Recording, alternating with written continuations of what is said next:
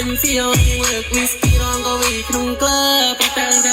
នឹងចង់ស្គាល់ដល់តែបានបាក់ទៅមកកោពីមិនទៅកុំថាបងឃើញកុំថាបងឃើញ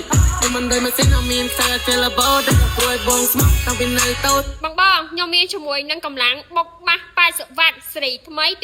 2025 X-Double X8 Plus 2បងអូយសលេងគឺបុកបាសណែនព្រោះមែនតែន model នេះតបតែចេញទេបងប៉ុន្តែសលេងគឺឲ្យអូយតែម្ដងបងរកជាមួយនឹងប្រភេទស្នាមមកមើលជាមួយនឹងប្រភេទនេះបានបងចាអាប់ដេតមកលើកនេះគឺមានជាមួយនឹង logo